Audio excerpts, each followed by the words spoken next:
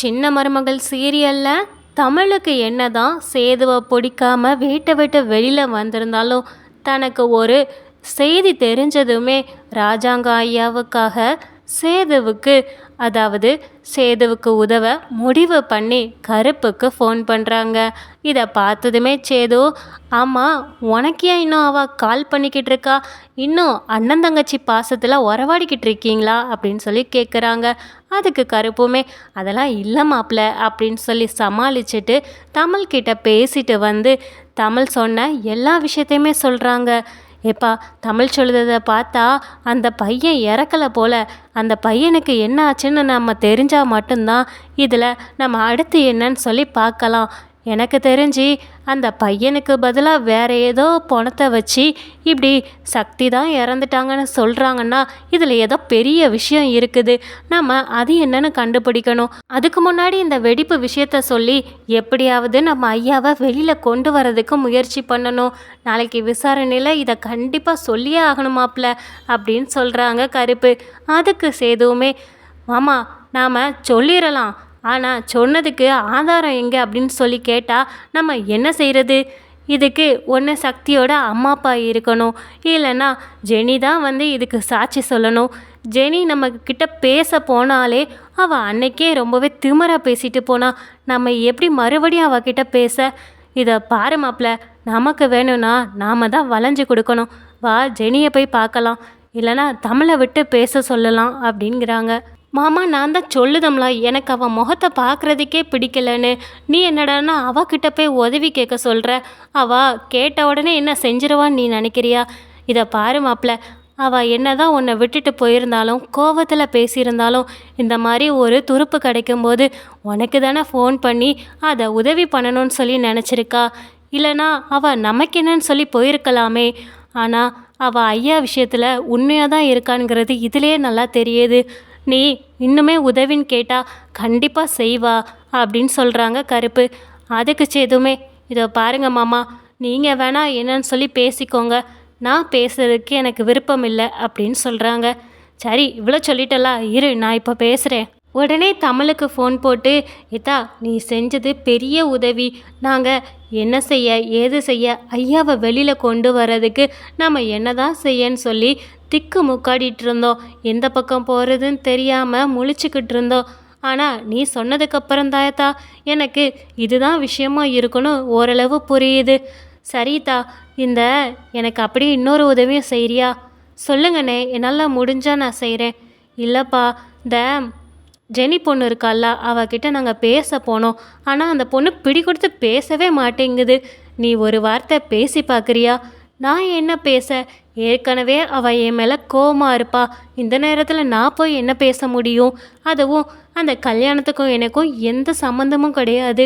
இல்லைத்தா, நாளைக்கே நாங்கள் விசாரணையில் நீ சொன்ன மாதிரியே இந்த மாதிரி சக்தி காலில் வெடிப்பு இருந்தது, ஆனால் இப்போ இறந்து போன காலில் வெடிப்பு இல்லைங்கிற மாதிரி சொன்னோன்னு வச்சுக்கோயேன், அவங்க கேட்பாங்க, ஆமாம் நீங்கள் சொல்கிறதுக்கு ஆதாரம் எங்கன்னு சொல்லிட்டு. இதே ஜெனி பொண்ணு ஒரு ஆதாரமாக வந்து நின்னா இது சக்தி இல்லை, இறந்தது வேற யாரோங்கிறத ஈஸியாக நிரூபிச்சிடலாமா? அதனால தாம்மா நான் கேட்குறேன். ஆமாண்ணே, நீங்கள் சொல்கிறது சரிதான், நான் வேணும்னா ஜெனிட்ட பேசிட்டு சொல்கிறேன் அப்படிங்கிறாங்க. தமிழ் ஜெனிக்கு ஃபோன் போட்டதுமே, நீ எதுக்கு எனக்கு ஃபோன் பண்ணுற? உன்கிட்ட நான் பேசணும்னு நினைக்கவே இல்லை. உன்னால தான் எனக்கு எல்லா விஷயமுமே கெடுதலாக நடந்திருக்குது. தயவு செஞ்சு என்கிட்ட பேசாத அப்படின்னு சொல்கிறாங்க.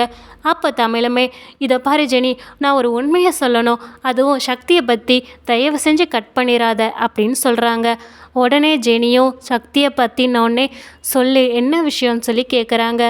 இல்லை கொஞ்சம் நான் சொல்கிறத பொறுமையாக கேளு, இறந்தது எனக்கு தெரிஞ்சு சக்தியாக இருக்க வாய்ப்பில்லைன்னு தோணுது அப்படின்னு சொல்கிறாங்க. என்ன தமிழ் பேசிக்கிட்டு இருக்க? நான் தான் சக்தியை நேராகவே பார்த்தேனே, என்ன தலை இல்லை அவ்வளோதான், மற்றபடி அவனோட உடம்பு எல்லாமே எனக்கு நல்லாவே தெரியுமே, அது சக்தி தான் அப்படின்னு சொல்கிறாங்க. இல்லை நீ கொஞ்சம் இன்னும் நல்லா கவனித்து பார்த்துருக்கணும், நீ அந்த நிலைமையில இருந்திருக்க மாட்ட. அதாவது நான் இன்றைக்கி போஸ்ட்மார்ட்டம் ரிப்போர்ட் பார்க்கும்போது அதில் குதிங்காலில் ஃபுல்லாக வெடிப்பு இருந்துச்சு. ஆனால் சக்திக்கு அப்படி இருக்காது. அதனால தான் நான் சொல்கிறேன், அது சக்தி கிடையாது. நீ வேணும்னா இன்னொரு தடவை போய் பார்த்து அதை கன்ஃபார்ம் பண்ணிக்கோ. இல்லை தமிழ், நானும் அதை கவனித்தேன். ஆனால் எனக்கு அப்போது சத்தியமாக இது எதுவுமே தோணலை. நீ சொல்லும்போது தான் எனக்கு ஞாபகம் வருது. நாளைக்கு விசாரணையில் மட்டும் அது இறந்தது சக்தி இல்லைங்கிறத மட்டும் சொல்லு. சக்தி உயிரோடு இருந்தால் நம்ம கண்டிப்பாக தேடி கண்டுபிடிப்போம்னு சொல்லி ஒரு நம்பிக்கை கொடுக்குறாங்க. அதுக்கப்புறம் தான் ஜெனியுமே சரி, இந்த கேஸில் அப்போது ராஜாங்க ஐயா சிக்கியிருக்காங்க, நம்ம போய் அதுக்கு சாட்சி சொல்லியே ஆகணும்.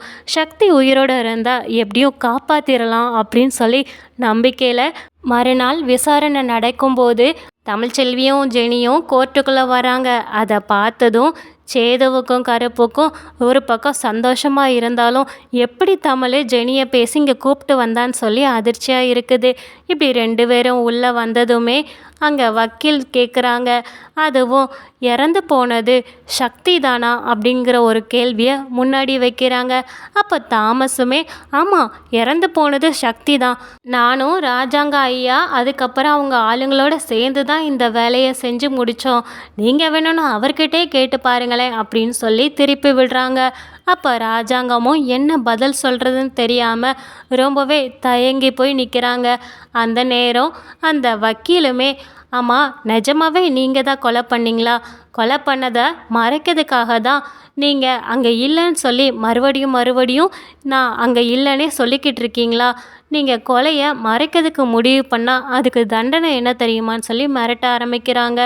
அப்போது அதே நேரம்தான் தமிழ் சொல்கிறாங்க, நிறுத்துங்க, இறந்தது சக்தியானே தெரியலை. ஆமாம், நீ யாருமா? நான் ராஜாங்க ஐயாவோட மருமக அப்படின்னு சொல்லிட்டு இந்த மாதிரி நடந்த எல்லா விஷயத்தையுமே சொல்கிறாங்க. போஸ்ட்மார்ட்டம் ரிப்போர்ட்டை நீங்கள் நல்லா பாருங்கள். அதில் சக்தி காலில் இந்த மாதிரி குதிங்கால் கிடையவே கிடையாது. ஆனால் இறந்து போன இந்த நபர் காலில் பித்த வெடிப்பு இருக்குது. அது எப்படிங்க சாத்தியமாகும்? நான் ஒரு மெடிக்கல் ஸ்டூடெண்ட், நான் சொல்கிறேன், இறந்து போனது சக்தியே கிடையாது. அதை நீங்கள் மறுபரிசீலனை பண்ணிக்கோங்க. அதே மாதிரி எங்கள் ஐயாவை விசாரணைங்கிற பேரில் நிறைய பேர் அடித்து துன்புறுத்தியிருக்காங்க. அதுக்கு நீங்கள் என்ன பதில் சொல்ல போகிறீங்க அப்படின்னு சொல்லி கேட்குறாங்க. அதுக்கு வக்கீலுமே போலீஸை பார்த்துட்டு, என்னையா சஸ்பெண்ட் பண்ணிடவா? இதான் வேலையாக வச்சுருக்கீங்களோ? கைதிகளெல்லாம் இப்படி அடிக்கக்கூடாதுன்னு, அதுவும் விசாரணை கைதியை அடிக்கக்கூடாதுன்னு உங்களுக்கு தெரியாதா? இனிமேல் அவரை விசாரிக்க வேண்டிய அவசியம் கிடையாது. அவரை விடுதலை பண்ணுங்க. அவருக்கு என்னென்ன உங்களுக்கு டீட்டெயில் தேவையோ எல்லாத்தையும் கலெக்ட் பண்ணிவிட்டு அவர் தான் குற்றவாளின்னு தெரிஞ்சதுக்கப்புறம் நீங்கள் கைது பண்ணுங்கள். அவரை இப்போவே நாங்கள் விடுதலை பண்ணுறோம் அப்படின்னு சொல்கிறாங்க. இதை கேட்டதுமே சேதுவுக்கு, தமிழ், கருப்பு, நடேசன் எல்லாருக்குமே ரொம்ப சந்தோஷமாகுது. ராஜாங்கத்துக்கு இந்த விஷயத்தை கேட்டதுமே ரொம்ப சந்தோஷமாகுது. அப்படி இறங்கி கீழே வரும்போது நம்ம தமிழ்ச்செல்வியை பார்த்து கையெடுத்து கும்பிடுதாரு. அதை பார்த்ததுமே தமிழ்ச்செல்வி, ஐயா நீங்கள் எதுக்குயா கையெடுத்து கும்பிடுறீங்க? விடுங்க, ஒன்றும் பிரச்சனை இல்லை அப்படின்னு சொல்கிறாங்க. இதை பார்த்ததும் சேது ரொம்பவே அதிர்ச்சி ஆகுறாங்க. இவ காப்பாத்தினாதான், அதுக்குன்னு ஐயா கையெடுத்து கும்பிடணுமா அப்படிங்கிற மாதிரி பார்க்குறாங்க. அப்போ தமிழ்ச்செல்வியுமே உடம்ப பார்த்துக்கோங்க அப்படின்னு சொல்லிட்டு அங்கேருந்து கிளம்புறாங்க.